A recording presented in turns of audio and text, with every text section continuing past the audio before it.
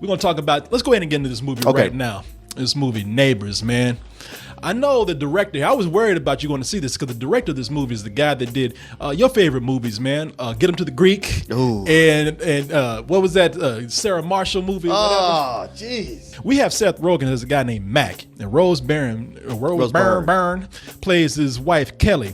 And they're a young couple, man, who got old real quick. You know what? What they are is that party couple. They partied and then they had a baby and they thought they were gonna keep their party lifestyle. And they got tired quick. Yeah, they haven't made the transition yet. And now, Martin, all they want is some quiet evenings, man. They just want to spend some time alone with their new baby, and they just want to have the opportunity to fuck on every piece of furniture in their house in peace.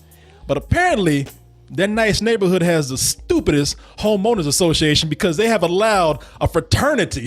Fraternities even got no money, but yes, they bought the big ass house in this upper middle class neighborhood. The fraternity is led by Zac Efron, and he's telling them, look, just if anything goes out of hand, which it will. They said just don't call the police, but they end up calling the police. And as far as Zac Efron goes, he says, look, man, I thought we were getting off on the right foot, but you broke a promise, and now it's on, motherfucker. It is war. As Bugs Bunny would say, of course this means war. They're all talking about, we can't let the old people get us down. The old people, they're 30 and 31 in the movie. They're 31 years old, barely out their 20s, man. But young people love to do that whole thing where they go like, oh, shut up, old man. They're trying to play on your insecurities. If you are insecure in that way, we like, I'm not old. I still got it. Yeah, exactly. And you reach a certain point like we try to do. Like at a certain point, we're like, your old man opinions. I'm like, yeah, my older, wiser, know what I'm actually talking about opinions. Know what the fuck I'm talking about opinion. And by the way, this is your future. Exactly. Whatever it is you don't like about me, you got to get to this part one day too. As a matter of fact, as the movie proves at some point, that whole anger at old people is just the fear of becoming one. And right at that moment, I said, these arrogant motherfuckers moving next door, man, I can't stand these fraternities until I grew to really start to hate Seth Rogen and Rose Byrne, man. Did you? I did. I mean, look at them right here. Because when they try to appeal to the frat, they trying to be down. They trying to be down, and to the point where they are just socially retarded, man. Look, I mean, look at it. It's desperate. And the thing about it is that, what's with these cartoons of us? What do you mean? What do you mean? What's going on here? I'm Zac Efron and you Seth Rogen, man. Oh, yeah. Oh, is that how that works? That's how that works. You know what? One of these weeks, I want to get to do the art for the movie review. Yeah, you do. I'll let you do it. Look, you don't approve, man. Look, I think you look cute, man, with your curly hair. That is so funny.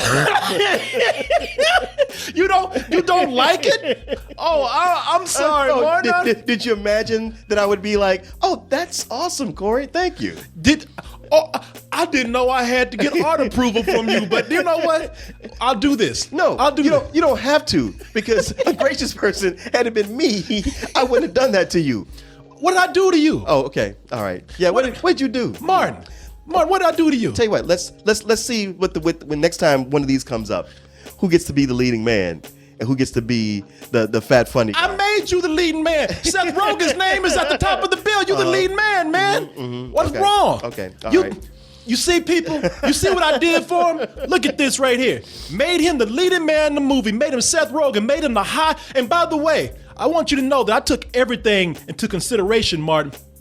Now, not only is Seth Rogen the lead in this movie, but he also is cocaine-free, does not have any addiction problems. His career is on a climb while Zac Efron's really trying to get his going. Cut back to the cartoon real quick. Okay. On your character, what's all that on his shirt? Lines. Lines? Yeah. Oh. What's wrong? Do they mean something? Yeah. Yeah, it means that he and that's another thing, Martin. He has a very wrinkly shirt on right now that he doesn't care about his appearance and iron his clothes. Look at him, just sloppy, man, just sloppy. Okay. And look at you, Martin. You're intellectual with your glasses. You have a nice hipster haircut and beard. That's nice a hipster clothes. haircut? Nice clothes, man. Yeah, in Austin it is. Yeah, yeah, Martin. You know what? You are really an ungrateful son of a bitch, man. That's what that is, huh? Now, this couple, they go over there and they're just as condescending and trying to be cool to them. What bothered me about the two of them as a couple was like, they were shitty parents. It was taking them. I mean, I know they're at that point where they're still How trying were they to. shitty parents? I was looking at how often they were leaving their baby alone, and they like there was a point where you almost forgot they had a baby because they were so involved with going after this frat and trying to get at them. But I do disagree with you about that baby. I think they were good parents. I mean, that baby was just as happy in that movie. I mean, look at that baby, man. Well, baby just as I must have gave that baby a spliff before, because whoever the actor baby is, that baby was just as fucking happy in this movie, man. That's one of the most well-behaved babies I had ever seen. Of course, there's editing too. Yeah, and most likely it was twins. Yeah. So when one was happy and the other was mad, okay, switch them out, switch them.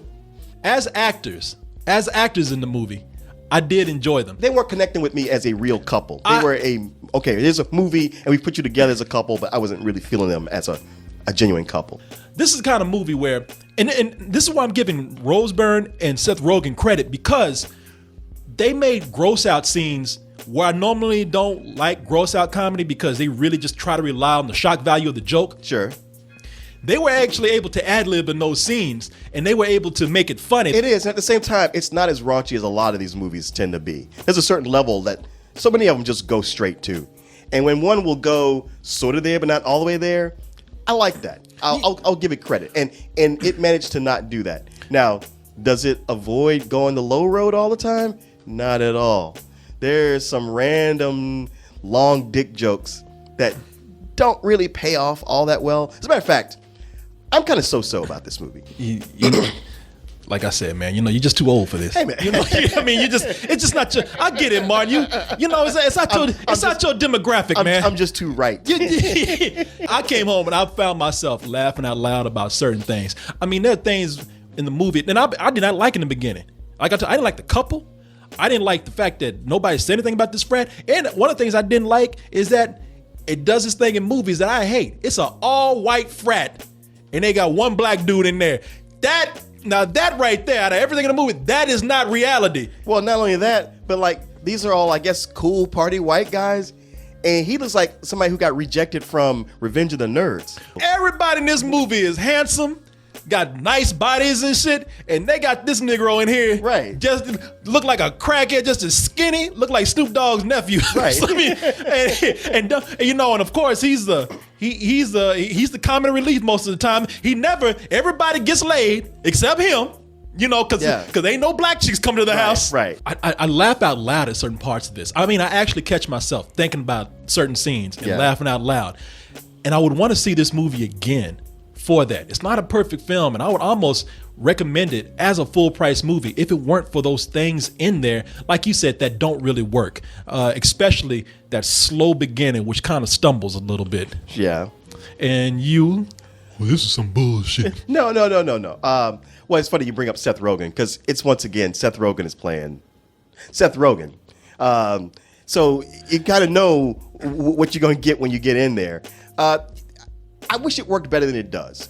To me, it was almost like a 50-50 until they got to the end. I was like, all right, more of a 60-40 or 65-35. Yeah. I'm gonna give it a low matinee, because I think there's enough laughs to get out of it. Okay. But I left not really going like, man, I want to see that again. I was like, that wasn't so painful. Damn. Okay, Grandpa, you cool then. All right. Like, no, I'm messing with you, man. I'm messing with you now. You just like them. It's like, wow, a whole 6 years separating us. That's right, man. But you crossed that. You crossed that milestone. Uh-huh. I ain't gonna say how old you are. I'll just say I'm 42. Don't worry about it. People can't do math these days.